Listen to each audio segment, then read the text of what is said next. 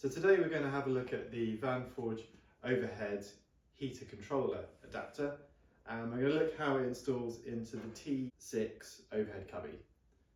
So first off, we'll have a look and unbox this.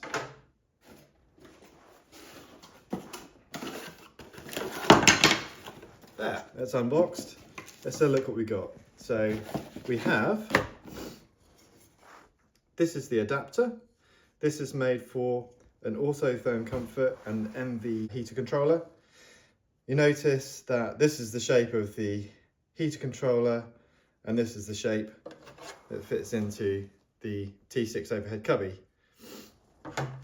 You notice here there's some sticky pads which we're going to demonstrate later, but more importantly, particularly on the Autoterm and MV controllers, there's a built-in stat. So in here we have a small section where the air is drawn through and an outlet in the back which allows the air to escape.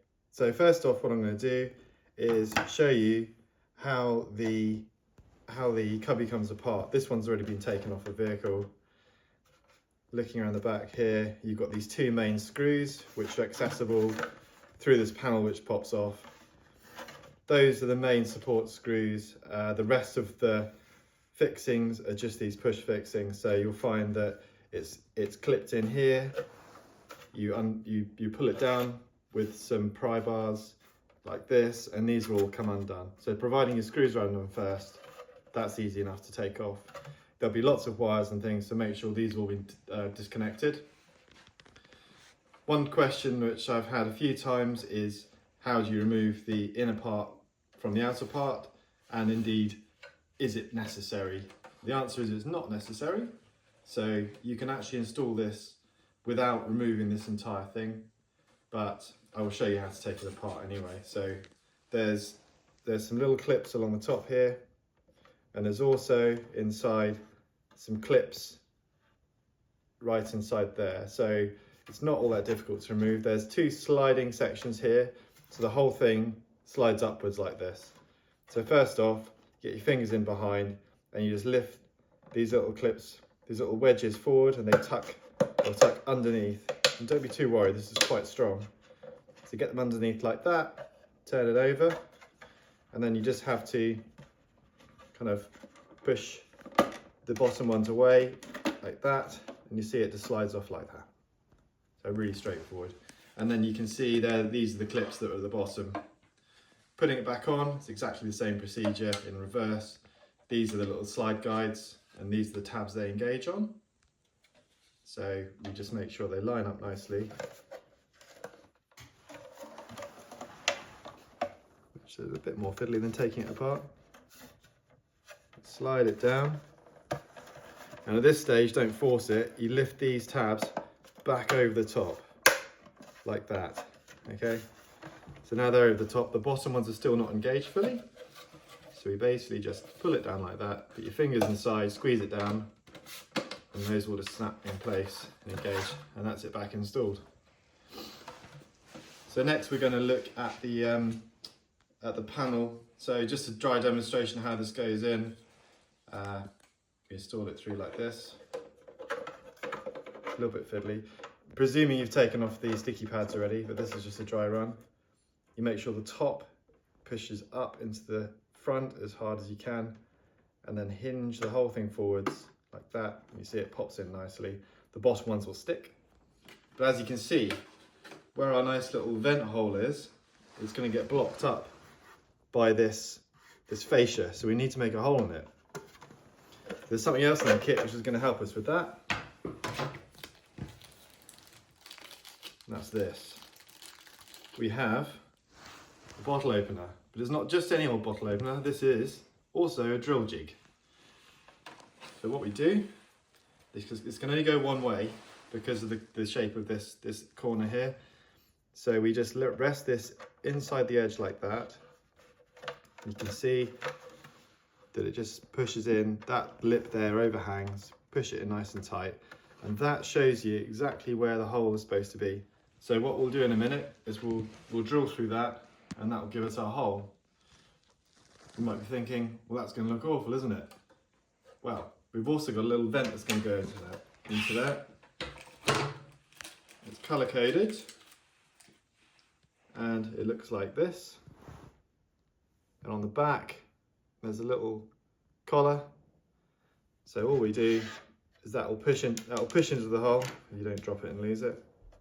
And that will give you a nice finish, letting the air from the cab get into the stat on the controller. Okay, so now we're going to drill our hole. So, bottle opener. Okay, make sure it's really held nice and firmly there. You might want to get someone else to help you with this, but I'm going to risk it. You can also mark this with a pen and maybe drill it with a few different stages, but I'm feeling lucky, so I'm going to do it in one go. Making sure I don't drill through my finger.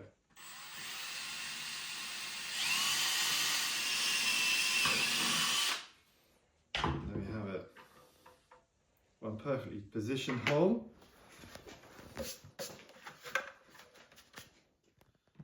So you might find this doesn't fit straight in the first place, just get rid of that.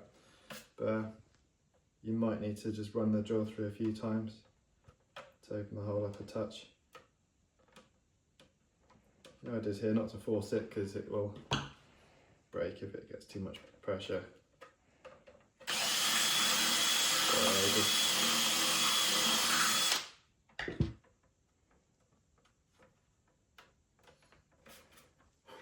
There we have it.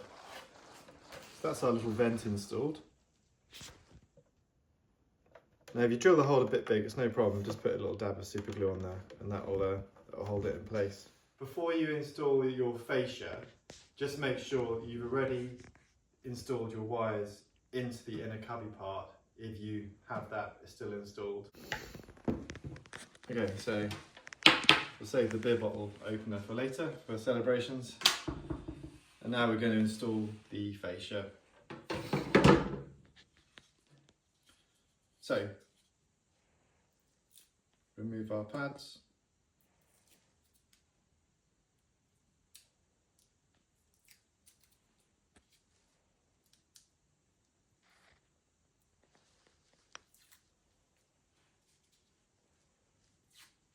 Fingers aren't working, it's a bit cold in here. Again, it's actually a bit easier if it's installed in the vehicle because it's in a solid position. Okay, finger through the hole. Oh, you also notice that these holes here are set in so that you can, there's a very thin surface there that you can drill through to install USB ports, that kind of stuff. So we go in this way, a slight angle, will work. There we are. Okay, so the top edge as far forward as possible. You pull it in at the bottom, it snaps in place, and there we are.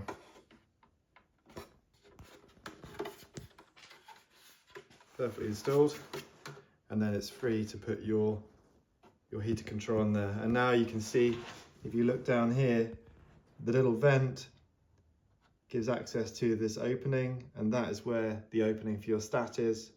The outlet for the stat's up here. So if you drill a hole just above here, that will allow the airflow to go through and your stat will work as it's meant to. Now for belts and braces, if you do have this out of the vehicle, you can drill a small hole at the top here, and that will just give that extra bit of security to hold the panel in place. So that's it, fully installed, quick and easy job. Looks professional, looks OEM, and that's what we try and do. We make these for the T6.1, T5, 5.1s, full range. So check out our website, span-forge.com, and drop us a message if you've got any questions on our website.